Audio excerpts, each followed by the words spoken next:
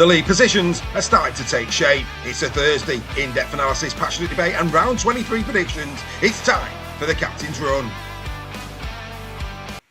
Yes, it is time for the Captain's Run, and good afternoon, everybody. We decided to do this one live a little bit earlier. With me this afternoon is Billy Ingram, 18th man on tour. How are you, Bill? I'm very well, thanks, Dave. How are you doing? Yes, very, very well indeed. Just making sure that everything's tickety-boo, and it appears to be. Right, hot off the press, just as we've come live, it would appear that the Rugby Football League have received an initial offer from the NRL in the last 10 minutes, which is interesting. So at least it's a bid. That's a positive. Yeah, definitely. To be honest, we've heard a little bit coming out of Peter V'landys. For me, it just felt like tactics that we weren't going to get an offer. I think there was always going to be an offer on the table. Looking at it, I think from the rumours that were circulating yesterday, it's not as much as probably a lot of people were hoping for. But for me, I think take it. Just for the expertise in marketing and other things that they can offer, I don't see any downside to the Super League having the influence of the NRL. No, I think we now it's of course. Well, what does that look like? The clubs have been made aware. The only thing with this, I mean, he said in the statement that it will remain private. Good luck with that. Good luck with that. I mean, how long before certain exclusives are online? Yeah, probably not very long. There's it's hard to keep anything too. I mean, rugby league's a pretty small community anyway. So, but trying to keep anything quiet from anyone like that's a bit of a nightmare. To be fair, I can imagine a couple of rugby league news sites will be reporting things very, very soon. Yeah, I would say so. We'll have to wait and see. But anyway, that said, very, very positive news indeed. At least there's an offer. So the nonsense that there wasn't going to be, that's gone. There is one. Now it's a case of where we're at. So interesting times. And I'm sure by the time we get round to weekly next week, which again will either be Monday or Wednesday, it won't be Tuesday because of the KR Warrington game, of course. We'll have a little bit more detail maybe in and around that show for you on that. Right, let's take a look at the Betfred Super League 22 rounds. And what's going to be nice this time next week is that all teams will be on the same amount of games. For the first time in a long time, we're going to have a league standings where it is exactly as it is, which is good news. So let's take a look at this. This is, of course, the bottom half of the table. And of course, we'll get into the detail of the games in a few moments' time, Bill. But the one for me that really does, well, a couple actually there that stick out in the bottom end of the table this weekend is Huddersfield and Toulouse, and of course, Castleford and Hull FC. Those games, for me, jostling for league position with IMG points at stake, they feel like big games at the bottom half of the table this week. Definitely. And I mean, I think a lot of forget about IMG points or anything, playing for a bit of pride. And it's something you can't probably say about some of those teams this year. They haven't always played for the full 80 minutes and given it all for the fans who pay their hard-earned money to go in and watch them. So I think there's going to be a couple of good tussles. We've seen Hull FC come into a little bit of form there too. Toulouse have been playing pretty well all season, although they do look a slightly weakened side without Ollie Ashelbot. And I'm pleased for Huddersfield as well. I think, Huddersfield the last 3 weeks starting to get a bit of form together. And it's great to see them, finally competing in the league. And Harry Rushton, what a last few weeks he's had. Oh, couldn't agree with you more. Harry is in great form. I'm going to get him on the show, actually, in the next few weeks. Right, let's go to the top half of the table. There it is. I think this is the weekend where St. Helens are officially put to bed. Couldn't agree with you more. The way that a contingent of that fan base has acted this year has been appalling in my eyes. I thought it was appalling last year with the way that they were treating Paul Wellens. You're hearing certain outlets from St. Helens coming out with ridiculous statements like "rolling out." The injuries is no excuse. This club's got standards. Blah blah blah. The minute Rowley's gone, well, we've got injuries. It's all got to be expected. It's absolute nonsense. I hope this gives the club the kick up the backside that it needs, and I hope it takes a contingent of their fans down from a pedestal where they feel they've got a God-given right to win everything, because they don't. That's the nature of sport, and I hope that they bounce back for next season, because a strong state is good for the competition. Get off that fence is what I would say there, Bill. You'll be getting trolled and abused like I get. But anyway, that's by the by. Let's take a look. Of course, the one, of course, that really sticks out, and we'll get to that later in the show, is the big one tonight. Leeds Rhinos taking on the Lee Leopards. That one should be a barnstormer. But like we always do here on the Captain's Run, we will go in reverse order, and we're going to start off a little bit different, a bit of a new one, high level stuff. Toulouse taking on the Giants this Sunday. You mentioned him a moment ago, Harry Rushton, definitely one to watch. And of course, from a Toulouse perspective, back in the squad is Mathieu Gissom, who's been absolutely superb this year. You do feel this is a big game for both sides, especially Huddersfield. They'll want to continue this winning streak and try their utmost best to be off the foot of the table come the end of the season. But of course, when these two met earlier in the campaign, as you can see there at Huddersfield, it was a 36-16 win to Toulouse Olympic, Bill. Now, of course, it's not the same Toulouse Olympics, not the same Huddersfield Giants as that time, but the bookies 1-16 Huddersfield Giants. I found that very surprising. That is surprising. I think Huddersfield do go in as slight favourites. I think that's maybe a little bit optimistic myself. Funnily enough, just with everything that's been going on this week, that was the last time they faced. That was the game that they played at Dewsbury. Funnily enough. Huddersfield were okay for the first sort of 20-25 minutes, but the goal line defence was absolutely appalling. They seem to have sorted that out now. I've been impressed with a few of their players. Rushton's obviously one. I'm really, really pleased for Conor Wrench. Really pleased that he's found some form. There seems to definitely be a player in there, and obviously Flanagan is on his day. He's unplayable. I think they've got a start as a good side there of Huddersfield. From a Toulouse perspective, I've been quite impressed with Paul Selly. I think he's gone under the radar a little bit there. Marion's a good player. He's not, 1 point in the Albert Goldthorpe when they've lost 46-0 to Leeds. He wasn't that good, but he is having a pretty good season. Obviously, Gissom has so gone under the radar. Unless something dramatically changes, he'd be my dream team for this year. Who, Gissom? Yeah. Yeah, I agree. I think he's been exceptional. Absolutely exceptional. Couldn't have done any more, the lad, to be fair. Yeah. There has been I think when this was put together, I think people should have acted very, very quickly on a particular betting site, because those odds have changed dramatically. So I think I'm a bit upset now I didn't put a little bit of a cheeky bet on, actually, because the odds have severely changed since this was put together. The current odds are Toulouse 8-11, Huddersfield evens. Probably about right. So I don't know where they got the other odds from, but hey, there you go. I think they've finally put that one right. Maybe they suddenly got a surge in betting, and rightly so as well. But no, look, I mean, it's what's interesting as well for these two sides coming into this game is the form guide. It's the roles reversed. 2 wins and 3 losses for Toulouse, 2 losses, 3 wins for Huddersfield. It's the reverse in form. Do you think form gets Huddersfield over the line in this one? I think it probably does, yeah. I think the form that Huddersfield have been in over these last few weeks, and it's not just the fact that they've got wins, there has been an improvement in their performances too. It was coming for a few weeks under Lenihan, probably with the exception of the second half at Magic, where they were awful. First half they were okay, second half they were awful. There has been that sort of steady incremental change in the side, and there's been a lot of positives to take. I don't think Toulouse have particularly played badly over these last few weeks either. I think they've been okay. You can tell that they are very reliant on one player for their attacking threat. And I think that will probably change come next season when they've had a season in the Super League. Things have settled down and they can probably spend a little bit more time and resource on their recruitment too. But I do think that the Huddersfield, their current form, the sort of wave that they're riding at the minute, there's been a lot of real positive, there's been some negatives, but I think a lot of the comments towards the move to Dewsbury have been pretty positive on the whole. And I think that Huddersfield will probably just get over the line here.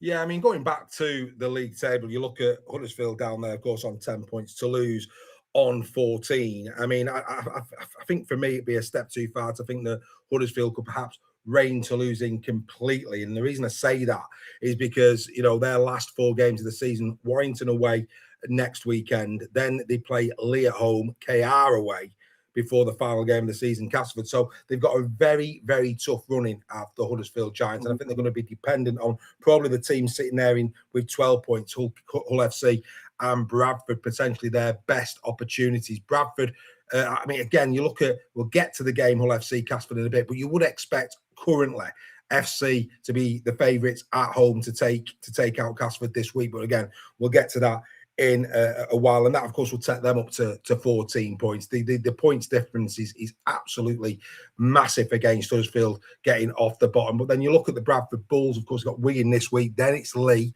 then they play Toulouse, Castleford and York to finish for them. So it probably, the more you look at it, the more it feels as if Huddersfield will perhaps stay at the bottom. They just left themselves a little bit too much work to do.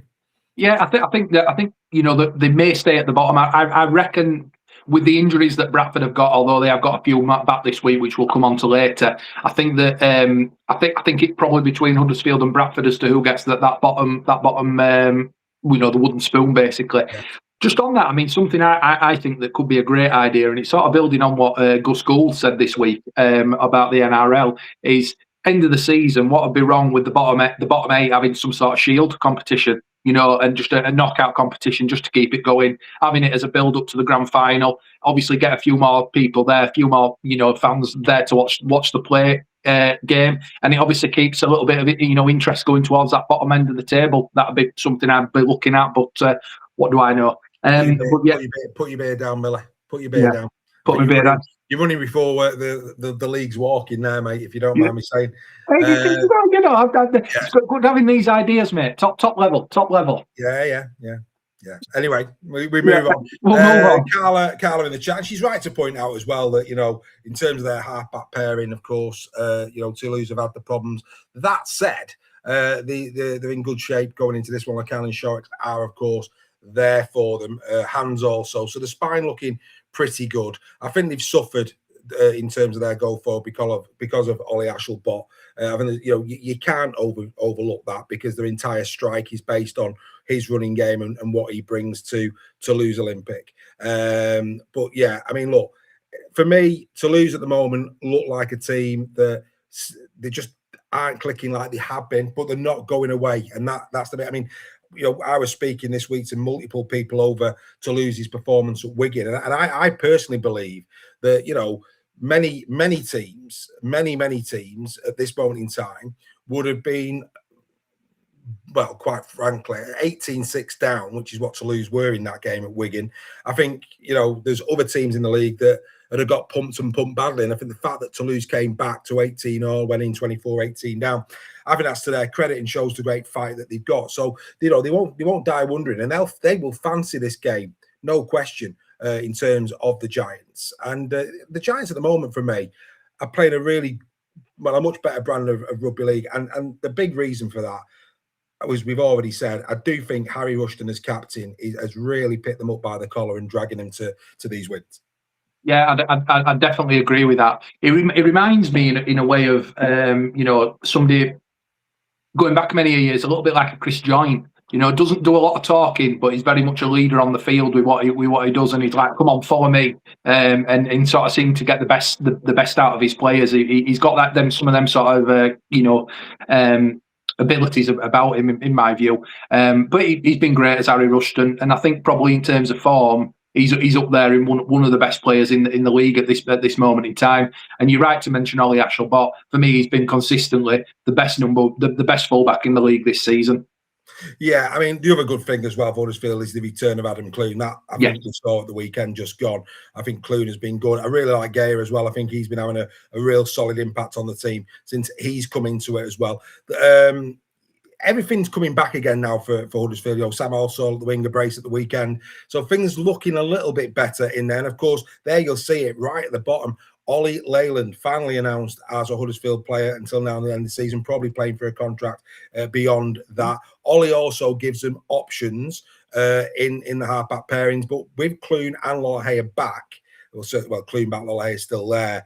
I don't know where they put Ollie Leyland, because for me, Zach Wolford, Geyer have been doing really well at 9. So I don't know. I don't know if he gets in or if he doesn't. I doubt he will. but he's there. He's in the 21-man squad.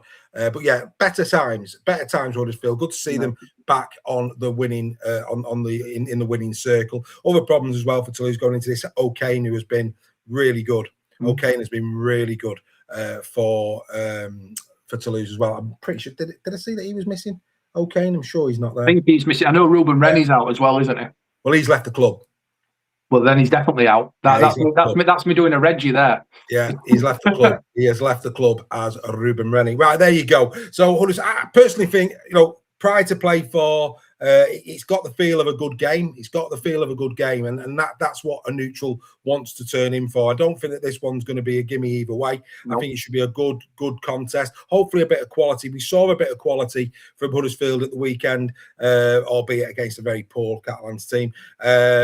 And, we know that Toulouse have got some real good quality strike as well. So hopefully we get a really good game of rugby league. Which way are you going and by how many, mate? I'm going to go Huddersfield by 12. I just think with the momentum that they're currently on, I just think they're going to have enough to get over the line. But I can imagine this being something like a 24-12. I think it's going to be a close game. We Huddersfield maybe running away with it in the last 15 to 20. That's sort of what I'm suspecting with this one. Yeah. It's hard to not go Huddersfield at the moment. The run that they're on, that set. And again, I keep coming back to this. Because of the summer that we've had in the UK this year, that advantage of the heat has probably been diminished a little bit for Catalans and Toulouse this time around, because obviously we've been living in such good conditions on this side of the channel. So for me personally, I think that advantage is gone. Huddersfield should go over there and should carry on the momentum. I'm going to go Huddersfield by 12. Not that I've been doing me super brief, but anyway, I'll go Huddersfield by 12, and we'll see how we get on. Before we move on, a new name. So I always like a new name on the screen. Cody Robinson. Good afternoon to you. Don't know how Shorrocks isn't at a bigger club. His in-game kicking and conversions are unbelievable. Toulouse never struggled to get points either, so seems a good halfback in his opinion. I would absolutely concur with that. I think Shorrocks has been a real standout for him. Yeah, definitely. I mean, if you look at the halfback that's on the other side, I think he's a better better halfback than Tuli Olahea, albeit playing slightly different positions. And I rate Shorrocks. I think he's a solid player. He's very dependable. Does exactly what he needs to do. And the only thing about if he went to inverted commas bigger club is, would he lose that bit of identity that he's got? And I think that being at Toulouse probably allows him to play with that little bit more freedom. And that'd be my thing. But yeah, he's a great player. Absolutely. Right, another game on Saturday. Let's get straight to the squads here. They are St Helens taking on Wakefield Trinity. Wakefield, of course, heartbreak against Leeds Rhinos last week, much to Billy's delight, of course. Go up against a Saints team, and look at that Saints team as well, Bill. I mean, it is absolutely, again, down on its haunches in terms of the personnel that they can put on the field of play. As you look at that, yes, I mean, trying to make sense of it, I would expect it's probably going to still be a Robertson and Hastings halfback combination. Wellesby at fullback. Saylor probably retains his place more in the centre spot. I'm guessing Jack Campbell might get another shot here. Looking at how far they are, Jacob Douglas, of course, on one wing last week. Nene McDonald, of course, who appears to be surplus to requirements. Will he play? And if he does, how well will he play? It just looks really threadbare.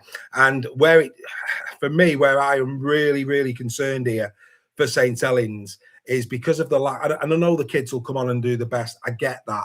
But the middle unit of Wakefield must be looking at that and thinking, do you know what? Let's get through once we get through that first 20, 25 minutes, if we're ahead, then we're going to steamroll them, because once the likes of Wormsley, Saluka Fafita have done their first stint, I know Jacob Oastey's trying his best, but he's more of a back row forward than a front row forward. So for me personally, as I look at that, I think Wakey are going to be thinking, let's get to 20 minutes. If we're ahead, great. If we're level, fine, we can live with that, even if we're one score behind maybe. And then once the cavalry come, I think they'll probably sense a bit of blood here, won't they? Definitely. I mean, you look at the job that in the first half Hamlin Llewellyn and Fatilli did against, with respect to some of those Saints lads, a stronger team on the field. For 10, 15 minutes in that first half, I was thinking, my God, this could be a cricket score here. They're absolutely taking us apart. There's some good young players there at Saints, but any rugby league fan knows, really, most forwards peak at 28 to 32 as a general rule, particularly in the front row. The young kids, they're not going to be at that level. And if I'm Kais Fertilli or Caleb Hamilton-Willie, I'm rubbing my hands together at that.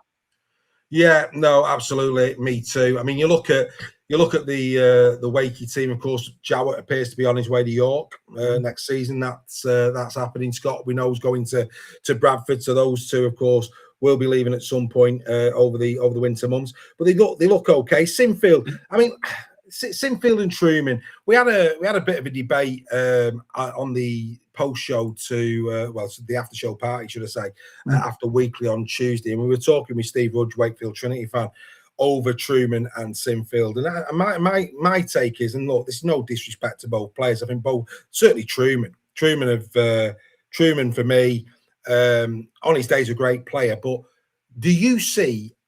Because I think when we get to next season, we are going to be talking about, they've got, anything can happen in the playoffs this year. But I think when we get into next year, Wakefield, with their acquisitions and what they've already got in their player pool, I think we're going to be talking Old Trafford. They are genuine contenders in 2027 for Old Trafford. Is a Jack Sinfield, Jake Truman a good enough halfback combination to get a grand final for Wakefield Trinity? Possibly. I think that, I know you've always had your reservations about Sinfield. I think he has come into his own a little bit more this year, having that little bit of freedom. Being away from Leeds has probably done him some good too. That little bit of pressure off him.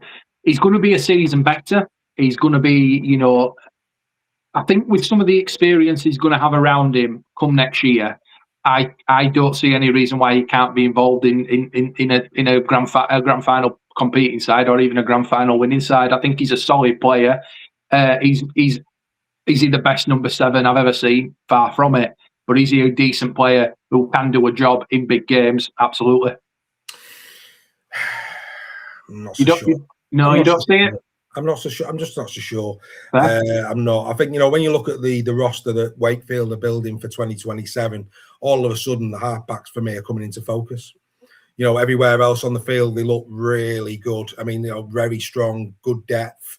And then you look at the halfbacks and you're going, when you look at the other halfback combinations in the league that you're going to have this season and next, so like, you look at May and Lewis, they're not in the same bracket. Smith and French, they're not in the same bracket. And you can keep Connor and Croft this year, Connor and whoever next year, Croft and Irwin next year, Warrington.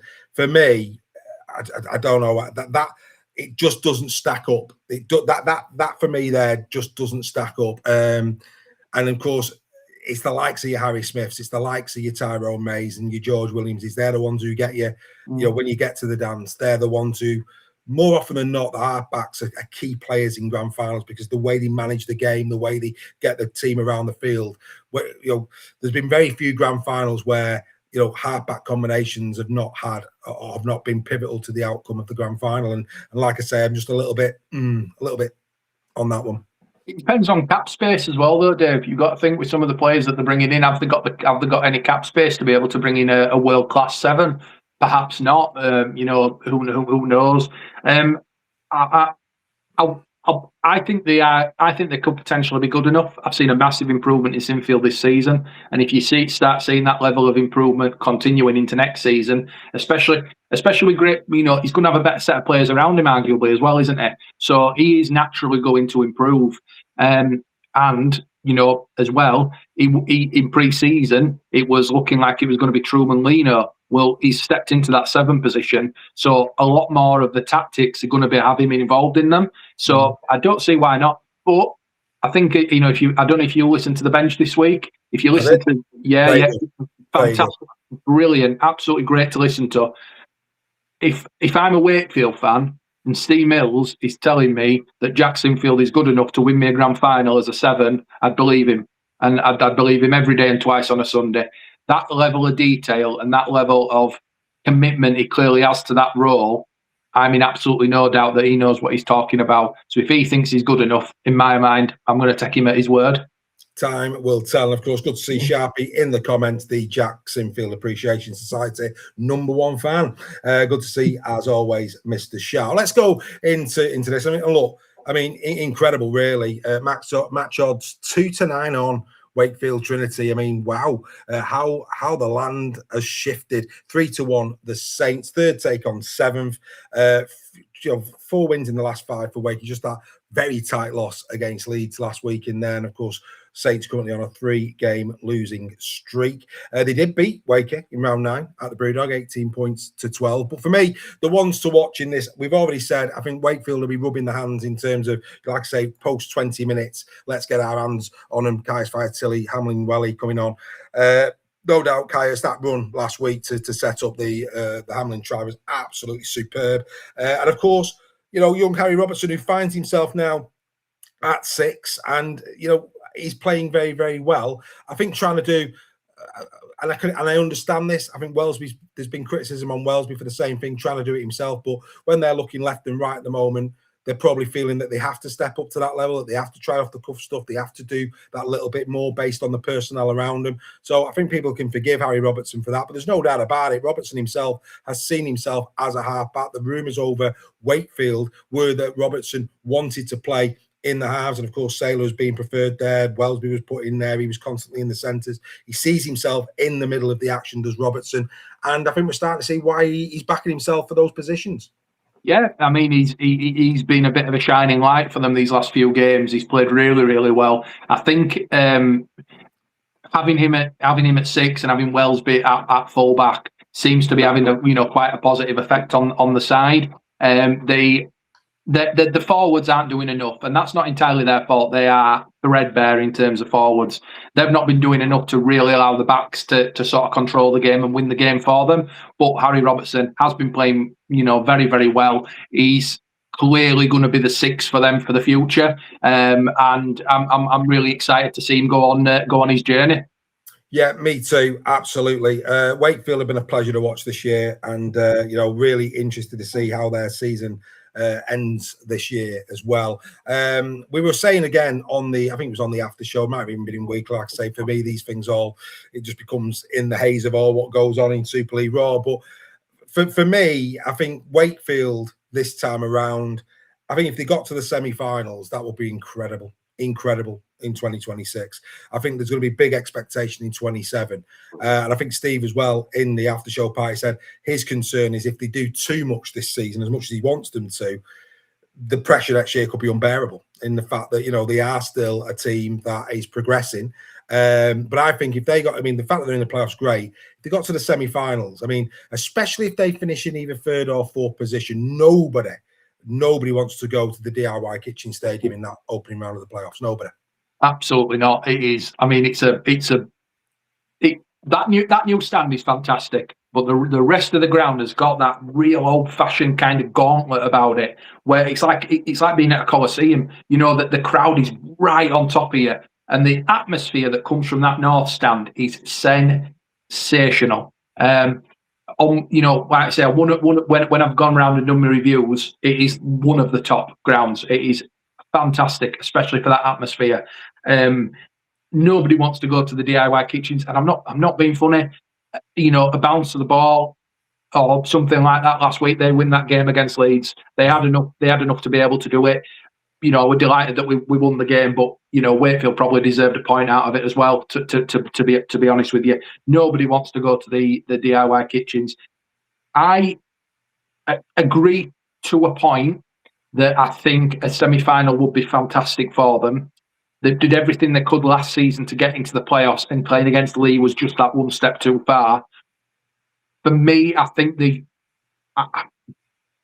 I'm wondering whether this, with the side that they've got, and with some of the injuries that Wigan and Leeds have had and probably none of the sides are going to be going in full strength going into the grand final.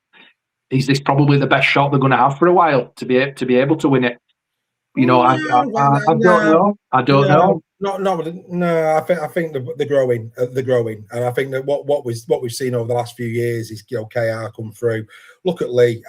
There's still rumours persisting that Lee are going to bring in another player between now and SSA is still being rumoured as a potential to come in. I think if Lee did sign a strong middle unit between now and the end of the month, and that middle unit was fully match fit, that changes the complexion on what Lee could do in the playoffs. I think Lee are slowly but surely coming up. Warrington's injury crisis now appears to be moving away. We'll get to their squad later, but even Luke Yates is not a million miles away from coming back as well. We're led to believe. So Warrington appear to be getting their troops back at the right time. Leeds, of course, have been Leeds all season. Wigan at the moment, phenomenal. So I think when we get into that business end, great. But I think when you look at next season and the way that teams are going to try and improve again for next year, I think it's still going to be game on. I think I think we're at a point now, mate, in Super League where when you get to semi-finals of Challenge Cups and when you get to playoff in Super League, any team can win any game. Yeah, I agree. It's open season, which has not always been the case. No. I think sometimes the opening round, maybe even the semi-finals, have had that feel of, well, yeah, you're almost expecting who's going to win. Yeah. I think we're consistently getting to that point now where it's going to be jeopardy in these playoff series going forward, and it'll probably be another good one this year. But I think next year's could be colossal. Possibly. I mean, I've been watching rugby league. I think this is 25 years. I've now been. We're not doing that, are we? We're not being dads in playgrounds, are we? And saying, no, we're not doing it. It's coming around to a positive. It's coming around to a positive here, Dave. So I've been watching rugby 25 years, and I believe I don't think there's been a time where we've had three teams who probably 3 or 4 years prior to that we would have not expected them to be competing at this level. So we've obviously got Hull KR, Lee and Wakefield, who 3, 4, probably 5 years ago, we would not have expected to be upper end of the Super League. Maybe one of them sneak into the playoffs. We've got 3 teams there who unexpectedly are competing, and realistically, any of them 3 could make it to Old Trafford. And I don't think anyone would be too surprised if any of them 3 did. Previously, and even if you go back sort of, pre-COVID, you kind of knew your teams were going to be Leeds, Saints, Wigan, Warrington, and with the odd exception here and there. So yeah, it is brilliant. It's great to see. Right, who's winning this one then? We've gone around the houses a bit here, haven't we? Let's get a prediction in. Wakefield taking on St Helens at Wake. Believe it or not, the Wakey have lost the last 8 at home against Saints. Something tells me that curse is about to be broken. I presume you're going Wakefield. The question is by how many? Bring by 16, I'm going.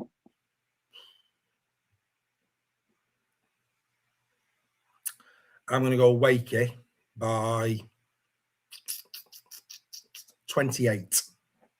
I won't be surprised. I won't be. I think this could get not ugly for Saints, but I think they'll be well beaten. I think Wakey will, and I think again from a Saints perspective that cruelty of last week's game. And I think the thing that will really upset Darryl Powell about last week's games is the tries. I mean, the Brodie Croft one where Sinfield turned off, and the Cam Smith, as good as the run was from Smith, the Tabanga stroke Fire Tilly attempt at tackling was unacceptable. And I think those 2 things would have been a real bitter pill to swallow, because apart from those 2 instances, Wakey were very, very strong indeed. And if those things don't happen, then they probably go off the pitch with the 2 points. So there you go. Happy days, Wakey, for me and Bill going into this one. Right, we go to Bradford. Bradford, there's Jade knocking ball back, of course, for Bradford, it would appear.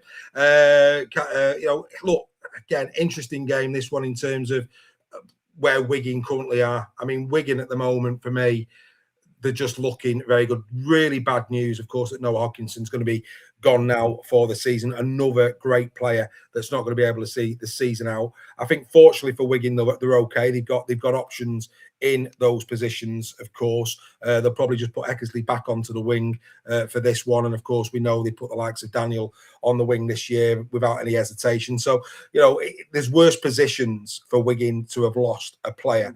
But, Bevan French at the moment, Bill, I mean, we spoke about him on Weekly. If he stays fit, it's hard not to see Wigan at the grand final. I'd agree with that. I mean, on his day, he's the best player in the competition. There's players who are in better form than him, or have been in better form this season. But on his day, contrary to what Reggie says, he is the best, the best halfback in the competition. Yeah. And that's undeniable. The only issue that I think any of us outside of Wigan, and of course Wigan fans seem pretty calm with regards to it, but he has been missing for big chunks of season. But when he's on the field, there's just no playing him. There's no playing him. He's sensational. He's absolutely sensational. Yeah, and of course, on a smaller pitch, Harry Smith could have a kicking masterclass in this. I think 40-20 would not surprise me to see a 40-20 going the way of Wigan Warriors in this one. Bradford throughout the season, for me, have been, again, really good in the fact that they've continued to compete. I still maintain, again, I was listening to Final Uta, I question if people had watched some comments on Uta this week. I don't think people have watched the whole game. Bradford, you could look at the scoreline, and you think, yeah, very comfortable win for Warrington. It didn't feel a comfortable win for Warrington. I thought Bradford, played better than the scoreline suggested for me. They won't go away. Of course, they lost to Wigan in round 10, 38-14. I can't see anything but a Wigan win. I really can't. I think for me, Bradford will give it their absolute utmost. I think they'll keep it close for about 60, and then I think Wigan in the end will probably win by about 2 or 3 tries. Yeah, I'd probably agree with that. They've been very brave at Bradford this season. They've put in some good performances, and they've taken some scalps along the way. When we talk about teams that are decimated, they are really, really running low on troops now. I think I saw one. There was something during the week, I think, that said they only had 16 players available for some training sessions. I think that's improved a little bit now, and I think they're going to probably see the benefit of Ockenbar and Wonga Blake coming back into the side. Who, Wonga Blake start of the season, he was unreal how good he was. So I think, did he win Player of the Month for? In the opening month, yeah, I think it was March. Yeah, he won March. He's been in great. Wonga Blake's been very, very good, and anybody who says otherwise, well, you're not watching Bradford and you're not seeing the skill that he's shown. Certainly in those early rounds, certainly up until he got his injury, he was on absolute fire. Was Wonga Blake for Bradford? I think the big problem as you look at that squad there for Bradford is the middle unit, and I think that that's they're not alone on that. I think the middle units of Bradford need some work. It really does. I think it just lacks a bit of size, and I think when you look on the other side of the coin, Wigan have just got a bit more size, a bit more about them. For me, I just don't see how Bradford can win this. I think Wigan now know that they need to come, and they need to come very, very strong between now and the end of the season. The bookies have them 1-16 on. That doesn't surprise me. They haven't lost a game since the KR game before the Challenge Cup final. I mean, that in itself is just, when you consider, you talk about, how much talking has there been in terms of the likes of Warrington and Saints and other teams around the league that have had moments where they've had real injury crises. Well, Wigan have had injury crises and just steamrolled teams and just gone through them. Shea O'Connor, great case in point. What an emergency he's been for the Warriors. So I don't. For me, this is a game where I think it clashes with I want to say the Wakefield Saints game. I think does it clash by about an hour? Yeah, first and second half. Yeah, so I certainly won't be turning off the Wakey Saints game for this one. I have to say, I'll probably see that one through to its end and catch this one later. But yeah, I think Wigan win by at least 18 here, Bill. Yeah, I've got Wigan be 28. I think Bradford will give them a good go in first half, but they've just got too much quality in that side of Wigan. The only thing that may go in Bradford's favour is, do they rest a few of their players? Wigan, do they maybe do that with it being in inverted commas, easier fixture? Well, I mean, these are the games where they have to win. I mean, it's the same with Warrington against York, which we're going to get to. You got Wigan here taking on the Bradford Bulls. These are the games you have. There's no excuse for any of those top 6 sides not beating the bottom 7. They have to go and win them. Places are up for grabs. League Leaders Shield is still up for grabs. Second is still up for grabs. Third and fourth of a home tie in the playoffs still up for grabs. So it's all to play for, and they cannot afford to drop points against teams who have been hit and miss, which Bradford have been. They've turned up. They've done the best they could. I've got nothing but admiration and respect for what Bradford have done this year, but ultimately they have been hit and miss. They are there for the taking, and Wigan, I think, will absolutely take them without doubt whatsoever. Before we get into debating the actual game, Hull FC against Castleford, of course, a few announcements. One, Isaac Liu would appear to be going to Hull FC from Lee, but the big one's Daly Cherry Evans. Daly Cherry, look, Daly Cherry Evans, quality player. Could he come over to Super League and do a job? Absolutely, even at the age, I think he's 36. I think I saw on NRL 360 that he was born in the 80s, which when you consider you're in 2026, that seems a long time ago. But for me, you mentioned a moment ago Steve Mills and Wakefield. Yeah. Hull FC are still playing Championship Rugby League. That is what I'm going to say. You know, you saw the due diligence that Steve Mills talks about on the bench, and you think, would Daly Cherry Evans be going to Wakefield? Not for me. Not at 36. Never in a minute. And we've just said they're looking for an halfback. They couldn't afford him anyway because he'd probably want too much. You know, it's a big payday, that one, for Daly Cherry if he goes to Hull FC. But I just don't see him getting into that. I just don't see Wakefield going, no, we don't need that. You know, we've seen Warrington, you know, Richie Balla played for Warrington for a while. He was used to these type of signings, which was all about shirt selling as opposed to winning silverware. If this happens for me, if I'm a Hull FC fan, I am not happy about it. And that might, and Daly Cherry Evans is one of the best NRL players over the last 20 years. Nobody's arguing the point, but I would not want Daly Cherry Evans if I was Hull FC fan. Never in a million years. I'm sorry. We need to be spending that money more wisely, and we need to stop going for these. John Asiata, case in point, great player, but it was well known that he had dodgy knee. He was well known, you know, hamstring. Sorry, well known. Still bought him. He's hardly played. So if I'm an FC fan, I'd be very concerned over that. Yeah, you kind of, in the words of Meatloaf, you took the words right out of my mouth about Warrington. As long as you weren't trying to kiss me there, Dave, then there we go. Absolutely. Yeah. I like you, but yeah. But it's true. It is true. It is very Warrington. It's very much, we'll buy him, we'll buy him. Where's the strategy? Now, say, for example, and I'm going to use Warrington as an example here. Say they've not signed Brodie Croft. Just for that, say you've not signed Brodie Croft.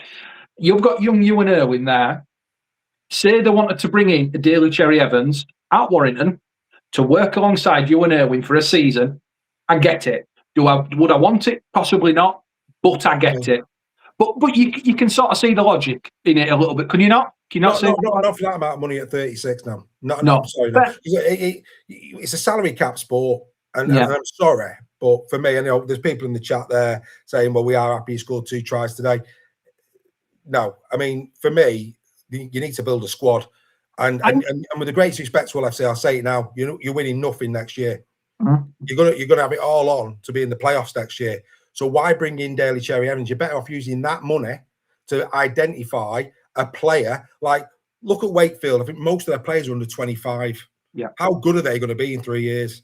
Look at what Warrington are currently doing. The 2 props they brought in from the Queensland Cup, both 23 years of age, and then you've got Hull FC, who should be doing exactly the same thing, building a squad for 28, 29, and 30, because they're winning nothing next year. I'll say that now.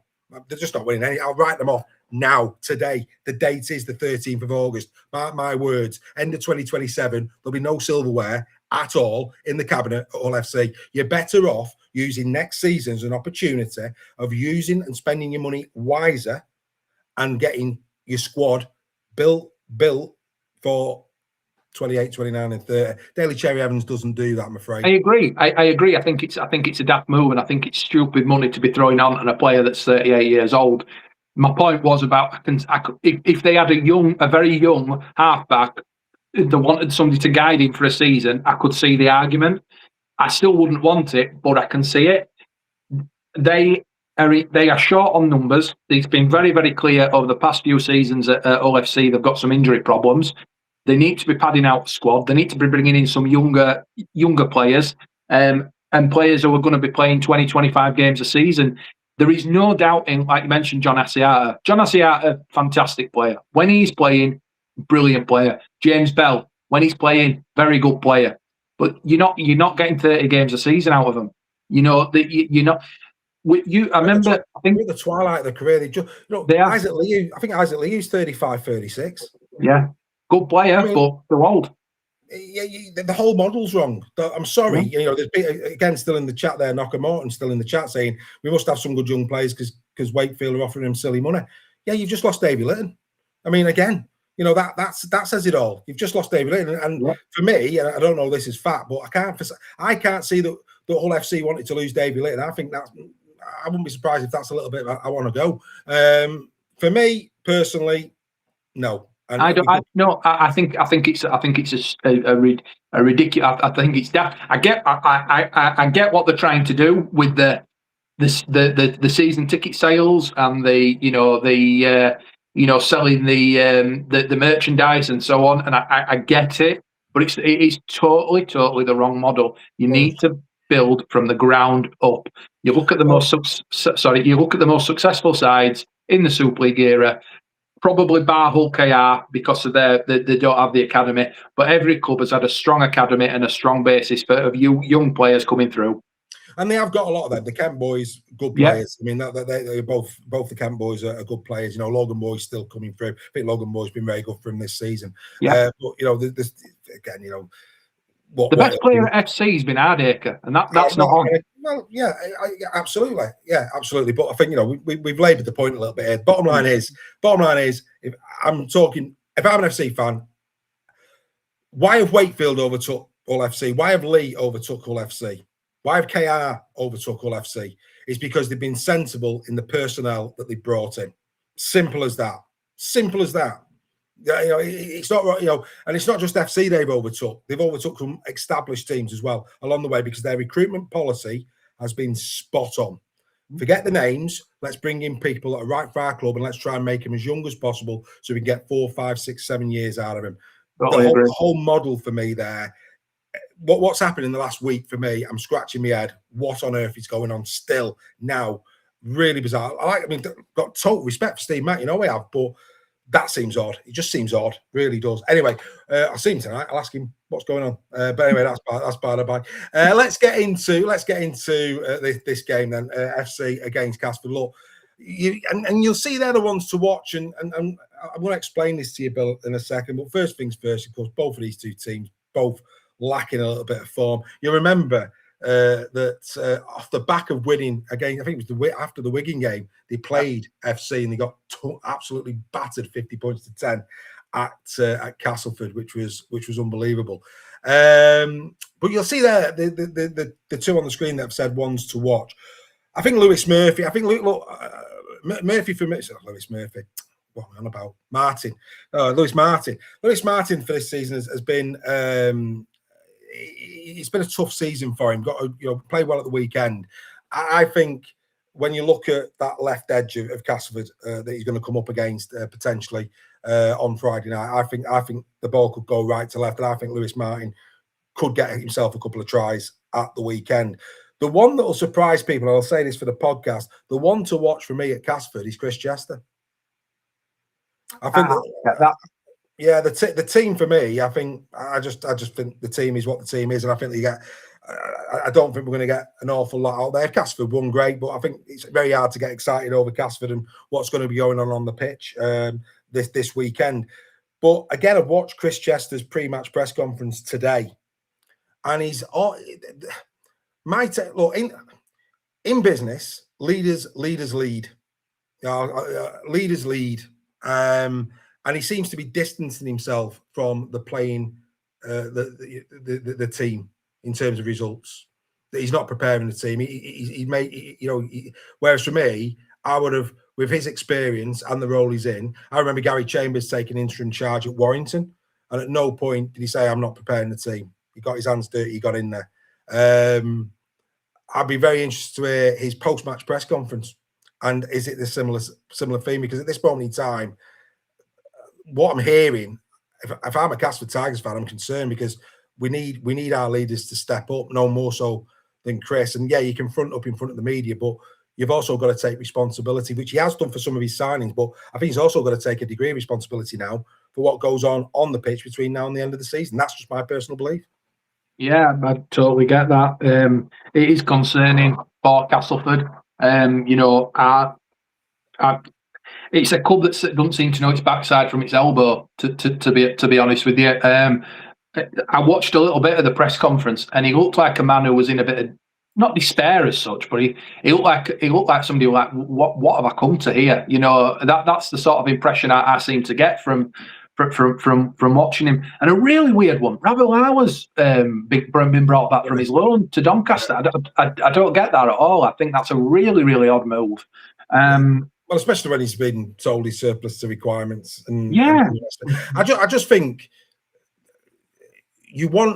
I would want to watch Chris Chester at the moment and get absolute confidence from him about the future, the here and now and next year. And the word hope is being used a lot. I think when he was asked about next season, his answer wasn't 100%, that he was 100% nailed on to be there by the end of next year. That even he was feeling a little bit, I don't know if, maybe pressure's ramping up there as well. And from a fan's perspective, it's like, no, I need my director of rugby league at this moment in time. It seems similar to FC as well with Rich Marlowe, who's been very quiet and been, almost shielded. These are the times where you step forward and you say, right, this is who we are, this is what we're all about, and this is what we're going to do, and try and breed confidence. I'm not seeing that.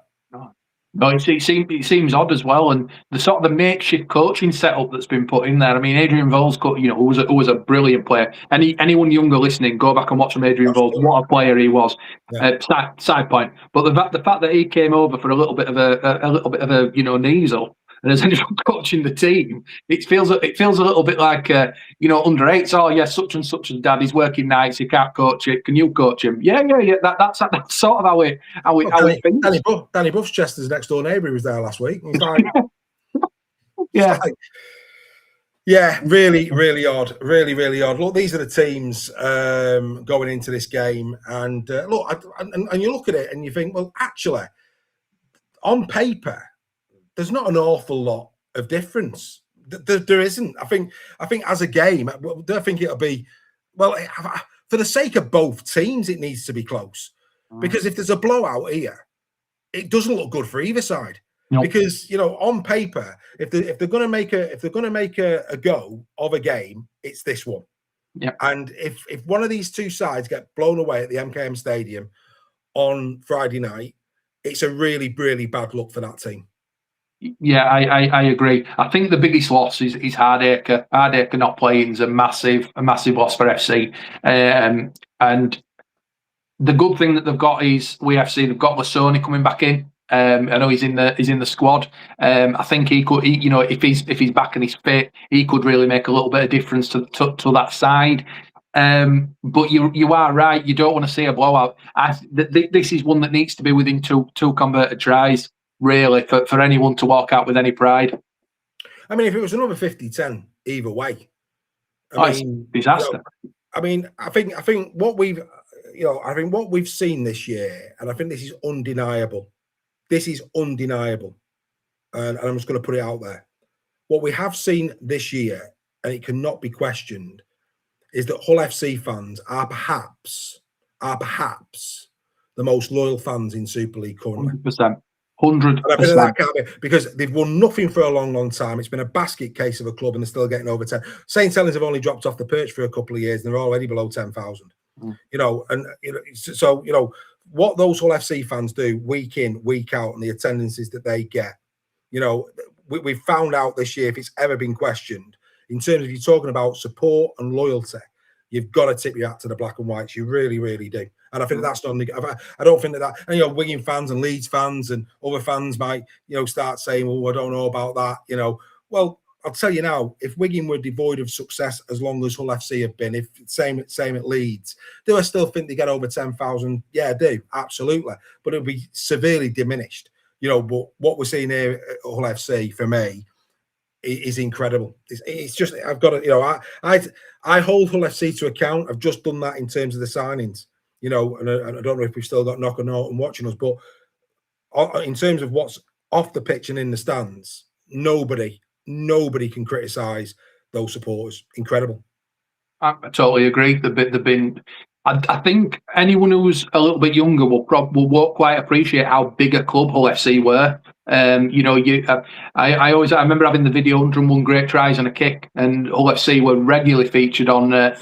They were a massive club, and it's such a shame to see them down the bottom end of that Super League, because in terms of fan base and in terms of history and heritage, they are one of the probably top 4 or 5 clubs in the country. And it will be brilliant to see Hull FC up that league. I mean, how great would it to have an Old Derby in the grand final? How brilliant would that be for anyone watching? It'd be sensational. And I just hope that over the next few years we can see Hull FC really push forward. But with the management team they've got there, is it going to happen? Possibly not. But you cannot knock those fan base. Well, it won't be for the want of trying in the dugout. I mean, I think Steve McNamara is a great shout, and I really do. Oh, and I think I'm meaning above him, to be fair. I'm not meaning Steve. Yeah, absolutely. And again, we'll get to say, we've spoke about Saints, of course, for Tarpey being signed. Who signed him? There's no coach there. And again, the recruitment element, saying who decides who. Again, that was bizarre with the McManus one, giving praise for Paul being able to get the players in that he got him because they were in crisis in terms of the personnel. Anyway, we won't go back to last Friday. I just found that. Yeah, anyway. But yeah, no Briscoe, of course. Romano back in the squad as well. That's a good thing. Artur Romano. I think when Romano's played for Hull FC this year, he's played well. So they have got issues there in the centre spots. Well, let's say that they haven't. They'll play Romano and Litton, won't they, in the centre spots. I wonder what reception Davey's going to get. It'll be interesting. Is what I would say. To be fair, he should get applauded because he's been a fantastic servant to that club. Completely agree. Right, which way you going and by how many? I'm going to have to go the home advantage. I'm going to have to go FC. I'll go a couple, 12. I've gone by 8. Yeah, I'll go a couple by 12. If it's a blowout, dear me, for either side, well, Hooter on Monday, Tackle Talk on Tuesday, and whenever we get round to doing weekly next week, will be very interesting indeed, I'm sure, off the back of that scoreline, if that happened. But anyway, there you go. Right, let's get to the Robins. The Robins, of course, taking on Catalan's Dragons. Catalan's, well, it is what it is. The squad pretty very similar to what they had last week when they took on Huddersfield. We saw what Huddersfield did to him. I'm afraid to say that if that's what Huddersfield can do to him, I'm wincing at what Hull KR can do to him in this one. KR looking in really good fettle again. Still no Arthur Morg, of course. He's not there. Jesse Sue also missing. This is the last game for Mikey Lewis in terms of his ban. But there's enough quality there for me for Hull KR. And of course, Hull KR are starting to play something like, and I think one really big positive for Hull KR last week was Jez Litton. I thought Jez Litton really came to the fore again. He was definitely off a few weeks back. He's back. He looked up for it. He had a real grit, determination. And for me, Catalans need some out of Lewis Dodd for me, because if Dodd doesn't shine, then for me, I just don't think Catalan's shining, if I'm being honest. I think the best games Catalans have had this year is where Dodd has been in form. But, the bookies 1-25 on. 1-25 on KR, 9-1. The Dragons. Of course, we mustn't forget that the Dragons did beat Hull KR at the start of the season, 26-20 out the Brutus. But again, that was a different KR. They did a lot of travel and all the rest of it. This is a different KR. They're at home. They're on home field advantage. If Huddersfield can blow Dragons away like they did in the first half last week,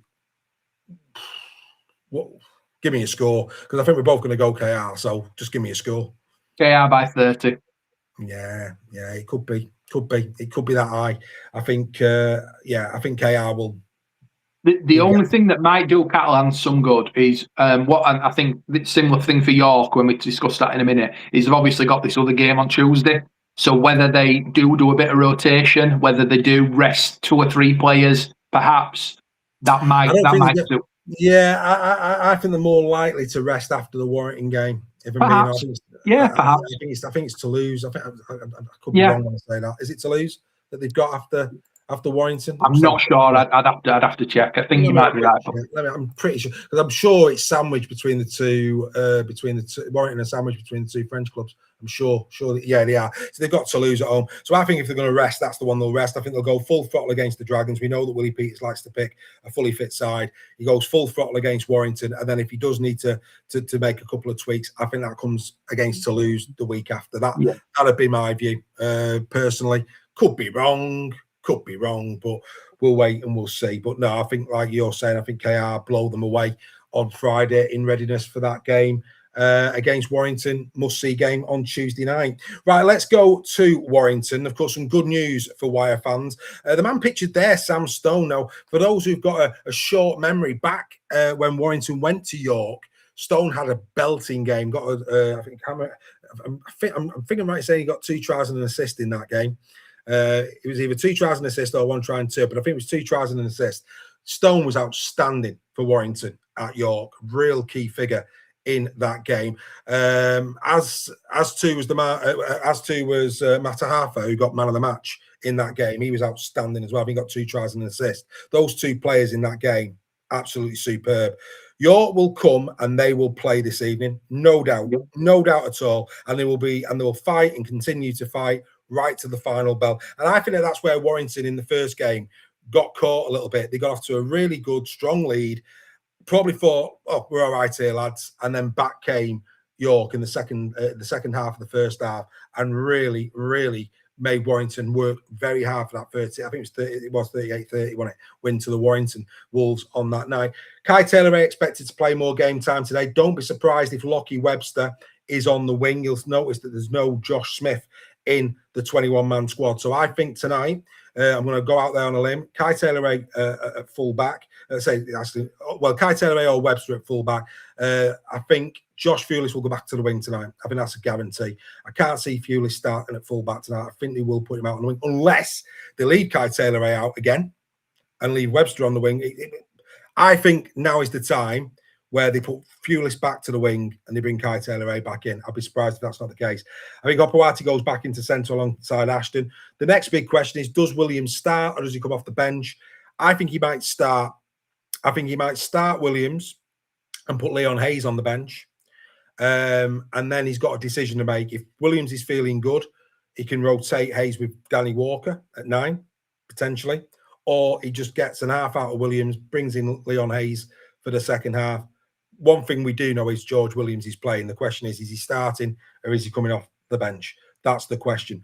Warrington, though, do look in pretty good order. No Kalepi Tanginoa, but apart from that, they do look in good order. What do you think he's got? What do you think he'll do in that full-back position? I'd like to. I hope he plays Kai Taylor-Ray. He's a special talent. He's that kid. Fulis is a very good player too, and I hope he goes onto the wing. I've not personally seen enough of Webster to be able to make a full observation of him. That's down to me. I've just not watched as many Wire games the last few weeks. But what I've seen of Kai Taylor-Ray, I think he's a really, really special talent. And if you give a kid a number 1 shirt, you've got to back him, and I hope that's what he does.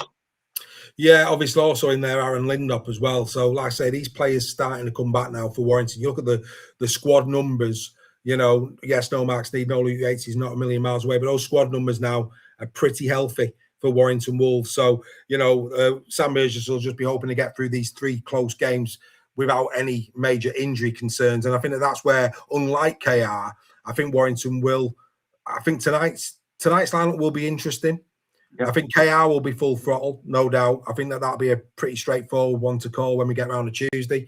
But I think tonight, there could be, Warrington could make some changes to just freshen up. And that's why Lockie Webster, for me, might get the nod tonight.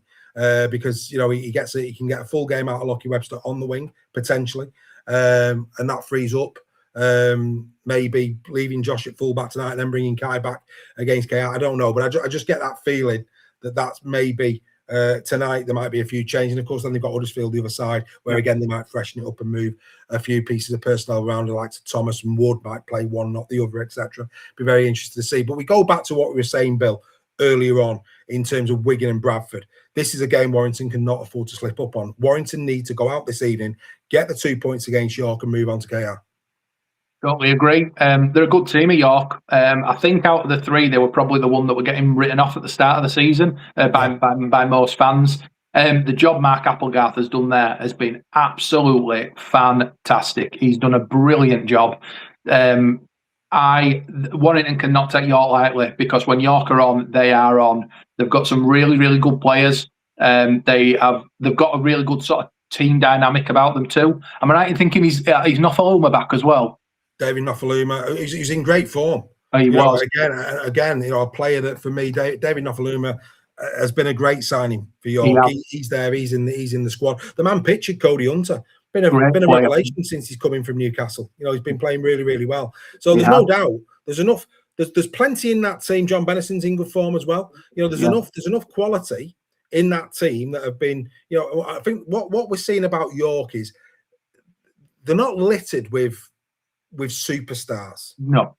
But what they have got is an incredible team ethic. And I think that is where you do have to praise Mark Applegarth, is the unity that he's brought between those players and the great work ethic they've got. And that's what's won them matches, and that's what has kept them in games, is the fact that there is a unity there. Yeah, I totally agree. They've got some, they have got those more experienced players with some NRL experience, your Paul Vaughns and your Nofalumas. Then they've got, like you mentioned, Cody Hunter, and John Bennison. That's the John Bennison that wasn't good enough for St Helens, who's in some good form at the minute. And I mean, one player who's really gone under the radar for me is Wood. I think Sam Wood's a great player. I was disappointed to see that he left Castleford, because I do think he's a very, very solid player. He gives 100% every single game. In a similar way to what maybe Wakefield were last season, I think York are a lot of people's second team. A lot of people are admiring what the work that they've done, like the brand of rugby that they play, and are pleased to see them doing well. I hope they stay in Super League, because they've added so much to the competition, and maybe, depending on how the squad goes, could be an outside bet for the playoffs next season. Oh, that's a big call, mate. I'm not backing it. I'm not doing a UFC. I'm just saying an outside shot. It's a big call. I think what is an absolute where York are concerned is they'll have so much benefit next year in terms of, I'll use Ollie Field as an example. I think Ollie Field this year, the experience he's gained from 2026 can only stand him in good stead for 2027. Tom Inman, who they brought in, who's been playing really well at 9. Yeah, again, he'll be good for it. Nick Williams is another one that you could talk about in the same breath. So, like I say, there's a few of these players. VAR as well. Xavier VAR's a great player. And like I said, I think a lot of these lads will benefit so much. And then it's going to be about, well, what do they pull around them? I think Max Jowett, that's been rumoured. That's a good signing, no doubt about it. But you look at Max Jowett, will that improve York? Absolutely, no doubt. Brings experience. He can play multiple positions. I think Max Jowett is a great addition. And of course, Mark will know him from his time at Wakefield. So yeah, I think for me, York, it's about steady growth and development. I won't want to put that pressure on them in terms of the playoffs like you've just done, but I do think that should they have a stronger 27 than they had a 26? Absolutely, 100%. I'd expect that they will, given the opportunity, they'll sign well in the winter months and they'll come again stronger next year. Absolutely, but all the other teams around them are going to be trying to do exactly the same thing. But I think there could be an incremental gain there, no doubt about it whatsoever. I think that'd be very interesting indeed. In terms of this particular game between these two, like I say, we already said 38-30 at York. Brilliant game at the start of the season. 6 places. Warrington, like I say, 3 wins in the last 5 compared to 2 for York. But the 2 players that obviously Ada wants to watch, you mentioned him there, John Bennison, absolutely hat-trick last week against Lee. And we mustn't forget, Lee at the moment, I think people would say that Lee are in a better place on the field, perhaps, than Warrington. They've been in better form. They've been getting more wins. So for York to have gone to Lee last week, and, there was a few Lee, I suppose quite a few of the Lee followers, and I think the general consensus was that Lee weren't in top gear, but you've got to sometimes give credit to your opposition for that as well. So were Lee at their sparkling best? Probably not. But let's take nothing away from York. And like I say, if that is the case, Warrington will have their hands full tonight, no doubt about it. And the one to watch for Warrington is George Williams. At the start of the season, George Williams was in great form. There was Man of Steel being spoke about where he was concerned. He was in that. If you listen to the ex-pros, that's what they were saying. You listen to other podcasts, that's where they were putting him in that bracket of, he's a potential Man of Steel. And of course, then he gets his injury against Catalan, and he's had this long layoff with his neck. Now, with that, everybody's been saying George Williams could be back for the playoffs for Warrington. George Williams. Well, everybody's going to be watching George Williams when he comes back. Is he fully fit? Is he ready to go? Because this is all of a sudden not as easy for George, in the fact that Leon Hayes and Irwin have been getting stronger. Ewan Irwin's staying in the squad. It's Leon Hayes he's going to replace. We all know that. but that partnership has been getting better and better and better. So it puts even more pressure on George Williams, the fact that he needs to hit the ground running, he needs to look fully fit and ready to go, because otherwise there will be murmurs of, well, why have we broken up a partnership that's been getting better? And of course, will be there in 2027. Yeah, and he's got a little bit of extra pressure on him. I think still George Williams. Still some people got a little bit of criticism for him for his performances in the Ashes, which wasn't entirely his fault. I think there's still a little bit of a hangover from that. There's no doubt that on his day he's a very, very good player. He's George Williams. I'd be curious to see what Sam Burgess does. This will be really, really interesting. These next few weeks, because he's obviously got a very experienced player there. Does he back him? And does he say, look, go out on a high? Or does he trust in the youth that he's done for the past few weeks, who've served him pretty well on the whole, particularly Ewan Irwin? It's interesting to see. It's a real dilemma. And, but if you want to be a coach for a Super League side, that's what you get paid for. You get paid for those big decisions. Yeah, especially if you're going to be that coach for another 3 years. But that's another story. But no, look, bottom line is it's going to be a great game. Steph's in the chat saying that if Wide don't show up, York have a chance, as they were great defensively last week at Lee. Absolutely. Look, Warrington have to win. I don't think it'll be a cakewalk. I'm going to go 16. I think York will give them a go, but I think Warrington will get the job done by 16. I've gone 14. Yeah, not a million miles off. Right, okay, and that just leaves us one game. And of course, for me, it's the only game this evening that I think the vast majority of the neutrals in Super League will be tuning in for. The rest will catch up on over the course of the weekend on Sky, on Super League Plus, etc. But what a game! What a game! The Leeds Rhinos taking on the Lee Leopards. Now, look, let's go back in terms of the first against sixth, of course. Lee got the win at the LSV, 26-14 in round one of this season, of course, against Leeds. Leeds have been incredible. 1-4 on for this game, 11-4 if you're a Leopard. I put there the ones to watch. Nobody will be surprised to see Yamala Hanley on there. Yamala Hanley, for me, again, last week, absolutely superb performance. He really does just turn up at the right time. Defensively, he's got so much better. Offensively, he's just running so hard and so true. He's a big, big problem. And James McDonald, who he's back in Dream Team form. I'm really backing James McDonald for back-to-back Dream Teams in second row. I think he's been absolutely incredible. Not just his try scoring, but his all-round game. He's been really, really good. They're the ones to watch. But, Leeds will go into this game. They had a scare last week against Wakefield. They're coming up against the side that beat them in round one long time ago. Of course, Leeds had Vegas potentially in their mind at the time, taking nothing away from Lee, of course. But they'll want to get one back over on Lee. And, of course, this is a game where these could meet again in the playoffs. So it's about laying your I always say at this time of the season, when you're coming up against teams that you may meet again in playoff rugby league, you want to be putting a marker down. 100%. I think the thing about that, the first round of the season, if memory serves me correct, I think Leeds were still missing a few, and I think that affected the result. Lee were the better side, no question, but that affected the result slightly.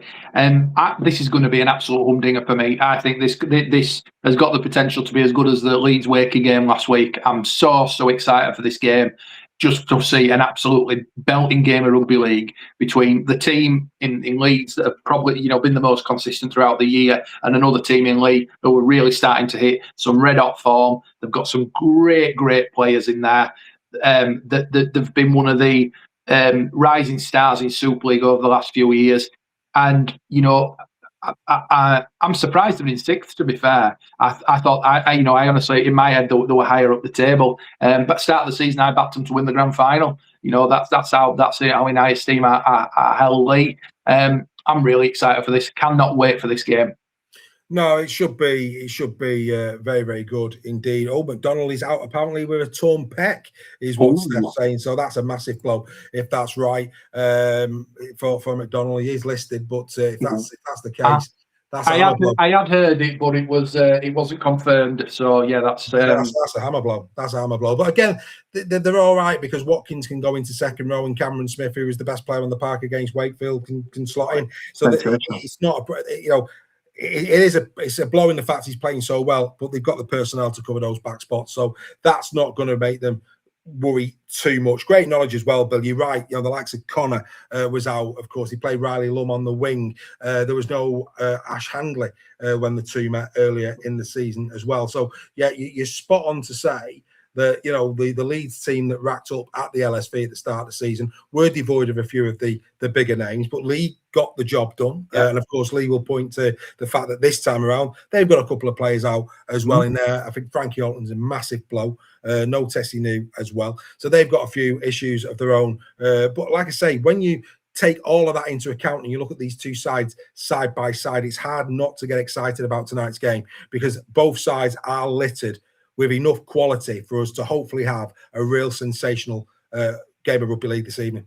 Yeah, definitely. Just looking at that, I think a great battle tonight is going to be Lockie Miller against David Armstrong. You know, Lockie Miller, through probably up until the last 3 or 4 rounds, has been great all season. He's gone back into a little bit of his old ways, where he's trying to win the game on his own, in a little bit of a Brad Dwyer kind of way, and it's a little bit frustrating to see sometimes, but there's no doubt he's an absolute quality player. And Armstrong, the pace on that man is something else. That could be a real battle. I wonder whether these two could be, one of these could be the actual deciding factor in the game, because they're both great players on the day, and it's going to be exciting to see two of probably the quickest players in Super League coming up against each other.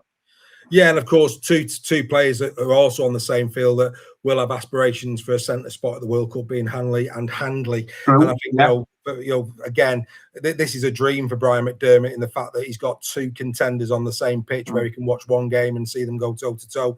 And I think that, again, you know, in the same way that we saw the Danny Walker Jez Litton battle at the Halliwell Jones, and that's going to come again on Tuesday night. Both of those two players know that you know, they're going toe to toe in the same game, and it does make it easy for the England coach to watch those games and go, right, let's see how these two go. And that whoever shines, subconsciously it sticks there. It will stick there. At this moment in time, the way Walker played against Litton at the Halliwell will subconsciously just be sitting there in the back of Brian McDermott's mind. And it's the same here in this one. It's the same, that same battle on Tuesday. It's the same in this. Handler and Handler, same foot, same pitch. If one of these two shine this evening, it's there. It's just there. When you're getting down to picking your final squad, these type of moments could be the difference between your name and your opponent's name going in the squad list. So for me, that is a real interesting one. Who comes out better tonight? Who potentially is man of the match? Who's in the 3-2-1? Is it Ash Handler? Is it Yamal Handler? Is it both of them? You know, did both of them say to Brian McDermott, well, you know, we've just been on the same pitch and we both shined, so we're both in, you know. So for me, absolute blockbuster. That really looking forward to those two, and both in good, you know, both in great form as well. You know, absolutely beautiful. The middle unit. I mean, I look at the middle unit. We've given a lot of flowers to Wakefield, Bill. I also think we've got to start paying tribute to Leeds in the fact that, you know, we've all been waxing lyrical over Wakey. I think we all argue that perhaps they have got the best pack. I mean, some people, you might argue Leeds is up there with them as well. Me, with no affinity to either side, I just like the dynamic of Wakefield's pack. I really do. But that said, you know, the Leeds pack, Aledzki, for me, is playing some of his best rugby for a long time. I'm loving the rise of Jenkins and Holroyd. I'm really liking that. I think that you know, you talk about seasons where players just step up. Well, Jenkins and Holroyd, Jenkins of the two more so for me. I think Jenkins has been incredible. Incredible. So those two for me really doing well. And then as we saw against Wake, you know, Presley Cassell, when he's come on, hasn't let you down, has he? And you know, I'm really excited over Zach Lloyd. He didn't get a look in last week, but that's a player that it's great now. That it's great to see Zach Lloyd on the fringe, because this is a player for me that we're going to be seeing a lot of in 27, 28, 29. He is a really exciting talent, is Zach Lloyd. But how you look at your pack going up against Joffa tonight, who is it? You know, Robbie Mulhern. It really could be a proper ding-dong list down the middle, couldn't it? It could. I mean, for me, as good as a lot of the other players have been, Joffa's probably been the best prop in the league this season consistently. I think I think he's been absolutely outstanding. Him and Hamlin Llewellyn have been 1 and 2. I'm happy to move them in either kind of order, but they've been absolutely great, but both of them. So that's going to be a real ding-dong. And Mulhern, I mean, you know, I know Robbie personally. He's a great guy, and when he's fit, he is one of the better props in the league. He's fantastic. And that battle going up against the likes of, Oledsky, Holroyd, Jenkins, and so on, it's really, really exciting to watch. On your thing about Wakefield Leeds, they are without doubt for me the 1 and 2 best packs in the league. Yeah. No question, absolutely no question. I think Leeds is slightly better. Maybe it's a bit of bias from me, I don't know. But there's no question that those two are the best 2 packs. I just wonder, and this is maybe my knowledge not quite being there, I'm not sure of the depth of Lee's pack and whether when Mulhern and Joffa go off, whether they'll compete. But that might be my knowledge not being as good as it could be. To be honest with you, and I think it's good counsel. I think that that there has been, and a bit of that's been for injury as well. There has been a bit of a drop off, but I do think that Lewis Brogan, as the season's gone on at Lee, has really started to step up, and he looks a really good prospect for the future. Ryan Brown as well. So they have got a few in there that I think the thing is that when you look at Wakefield, I think that when you look at their bench and when you look at even probably the players that are even on the bench, they're just a bit further forward in their development and the careers than the likes of Lewis Brogan and Ryan. And I think that for me, they are there. They're giving it the best shot. Do I think Leeds probably go into this looking a little bit? Do you know what? It's tight. It's tight. I just think the fact that what we've seen over the course of the season, I would just put the Leeds pack a tackle bust ahead. It's as close as that. But for me, Offa Hengawi, for me, he needs a big game tonight. He really does. We saw that. We've seen this a few times this year where in big games, the middle units have gone out there to destroy in the first 20 minutes. And from there on in, their teams have just carried on the roll and got the job done. And I think that this feels like a game like that, whereas you need your middle units really early in this game to really put it on the opposition, because we all know, those of us who've watched rugby league, I'm not going to say how many years, I'm not getting into that. We're not getting my dad's bigger than your dad. No, I'm not getting conkers out with you, because I'm just not doing it. I refuse to. It's just like, wow. We don't do marbles and conkers here. But when you've been watching rugby league for a long time, the impact it can have on the backs when they see their prop forward hit the deck early doors. It just does. They're on tonight. These are on tonight. And once they start seeing the big boys getting a bit of a bloody nose, all of a sudden it's like you can feel it. That it's like the ripple effect, or we could be in trouble here tonight. So I think the opening 10 minutes here, in terms of these two forwards, we know on the edges we're in for a treat. We're in for a treat. I think we're going to get. I mean, last week's try, the Davies try at KR, beautiful. I think we could see some of that here tonight at Headingley. I really do. I think the backs have got that quality. I would not be surprised tonight to see Jamal Hanley do something, or Hanley do something where you go, oh, forget the try. It was that pass before, or so. It's just teed up. So we know that on the edges, we should be in for a treat. When tries come tonight, they could be very, very special tries, and that's going to be good to see. But it's all going to come down for me. The whole feel of this game, Act 1, if we want to go theatrical, it's the opening 10 minutes, the big hits, which forwards lay that platform down, and it's going to be sensational. I'm almost gutted I'm not going to be able to watch it live, but because I've got other things to do, of course. But bit of commentating, no less. But yeah, what a game! It's going to be an absolute belter. I mean, I'm not being funny. What more is to build up about this game? You've got the two top try scorers ever in Super League going up against each other. You've got probably the two best centres in the league currently going up against each other. You've got a man of steel. Tell you what, in terms of form, probably the two best halfback combinations. In terms of form, two of the probably top three best halfback combinations. You might throw Wigan in there as well. You've got Offengawi up against Jenkins. You've got Oledsky up against Mulhern. You've got Jared O'Connor, who has very much gone under the radar this year, going up against Ipape and Horn. That combination has been absolutely sensational this season. How anyone can not love this sport, I don't know, because the impact that this game tonight, I mean, I might be building it up and it might end up being a damp squib. I don't think it will be. But this game tonight, this could be absolutely insane. as I say, I am anticipating this could be as good as the Leeds Wakefield game last week, which was game of the season. I don't care what Craig Forth says, trying to say Wigan Saints and Magic were better. He's talking nonsense.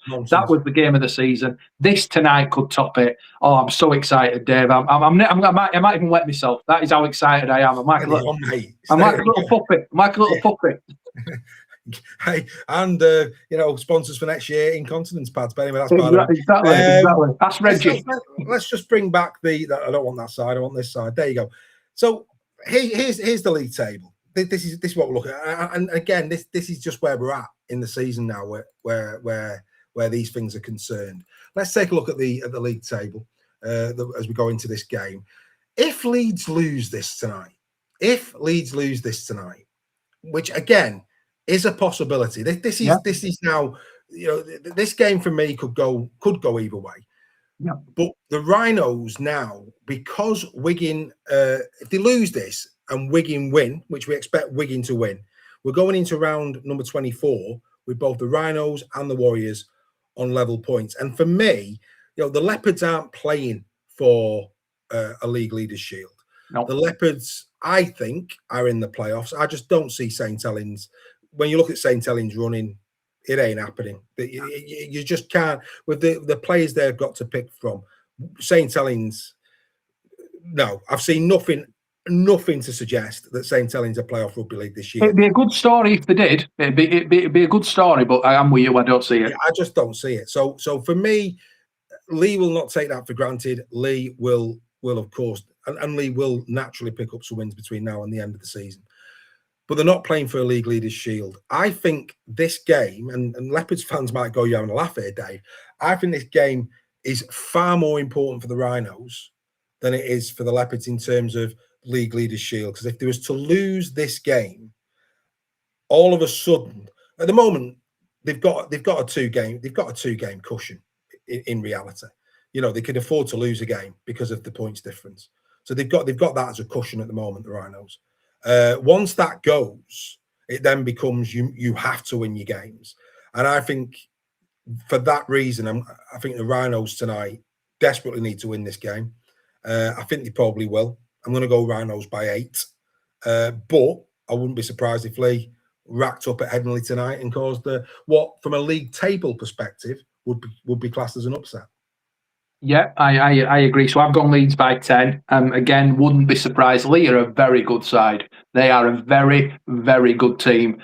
On their day, they can beat anyone in that league.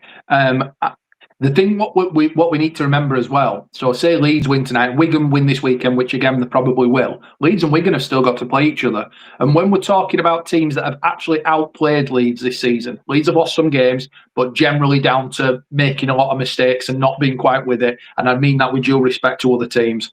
The only team really to outplay Leeds this season has been Wigan. So that makes that game even more interesting if Leeds lose tonight. Oh God, this is exciting, isn't it? I believe, right? And there's Sky last week we're talking. It's done. The league leaders shield is done. Not done. If Leeds Rhinos lose a game between now and Wigan, it's far from done. I think Wigan take the shield at the death because that's just the way it is. I know that game's at Headingley, but it's Wigan. They tend to get the job done as long as they stay fit as well. There's a lot of ifs. There's a lot of games to go here before you get to round 26. But if Lee were to win tonight, do I see Leeds going to York and winning? Yeah. Do I see him going to St. Helens and winning? Yeah. And then it comes, and at that point, they could be level on points, but ahead of Wigan due to points difference. Wigan will smell blood at that point. Absolute. Whereas if Leeds go into that game and they are still that 2 points ahead, all the pressure is on Wigan, all of it, and Leeds can just go and play, and who knows, might actually turn Wigan over at Headingley because they can just go and play. There's not an awful lot riding on it because, again, I don't see Hull FC beating Leeds at Headingley at the end of the season. So for me, this tonight is, from a league leaders shield perspective, this is the game for Leeds. If Leeds come through this tonight, I think they then do go on to win the league leaders shield. And I think people on Sky and other places have probably been a little bit too quick and, dare I say it, maybe a little disrespectful to Lee over the course of last week, because I think when you look at their running, Lee and Wigan could lose the Shield for Leeds. This tonight is massive. They get through this, I think then they have enough. I hope so. I hope you're right, Dave. I mean, nothing would give me more joy than obviously beating Lee tonight. I mean that with respect to Mr. Stale and Miss Collier and the other be the Roarers in Super League Raw. It's not done. After we lost at Castleford, it wasn't done, and you know that was a really, really key game. It's tense. Why are we not building narratives around this as a sport? It's crazy. It is absolutely crazy. We need to be building narratives around this. It's huge. It's actually. I mean, to even not being funny, Dave. Take away anything about the League Leaders Shield and all this and playoffs. It's still a massive game because it's two of the best teams in the competition going up against each other. So that should be enough to promote the game. Add all this other stuff in there. It's even better. I'm so excited for tonight. I can't wait. I honestly cannot wait for this game. Tonight's is going to be an absolute belter, you know. And then, you know, next week we've got Wigan against Trin at Wigan. Mr. Forth, your little voucher's on its way, by the way, for that one. But yeah, Warriors take on Trin. The week after that, it's Warriors and KR. I mean, there's some real every week now. There is a top 6 blockbuster on the horizon. You know, I mean, God, week 26. I'm just looking at week 26 now. Trim, Warrington, Leeds, Wigan. I mean, mouth-watering them, aren't they? Phenomenal game. And then, of course, last game of the season, Lee take on Trin. So, I mean, Trin have got a tough running. They really have. I mean, Trin for me have got it all on to have that first playoff game at home, because they've got a lousy running of Wakefield Trinity. But that said, if Wakefield Trinity, you know, can come through that running very, very well, the confidence they're going to have when they hit the playoffs will be unprecedented. So yeah, loads to get excited about. Like you say, best sport on earth. This is why we do the captain's run on a Thursday. You know, if you're not excited for round number 23, well, I don't know how you can't be excited for round number 23. Tonight's going to be fantastic. Enjoy your rugby league, folks. Enjoy it. Really do enjoy it. Tell your friends about us. If you're going to the York Warrington game, come to the Bluebell. Come to the Bluebell on the Horse Market Street. We will be there before kickoff from about 5:30 this evening. Come and enjoy a few drinks. Come and enjoy a bit of a chat and a laugh. So you York Knights fans that are travelling down to the Halliwell Jones Stadium tonight, please come to the Bluebell pre-game. Good food as well. Good food as well. Good food, great company. So if you're making that pilgrimage down to Warrington, make sure you pop in and see us at the Bluebell. Billy, it's been an absolute wonderful to have you on this week's Captain's Run, mate. Thanks very much indeed for your time. And we will be back next week with more Captain's Run. The season is rapidly coming to an end. There's league positions to play for, folks. What will it look like? Come weekly. We'll see you soon. Bye for now.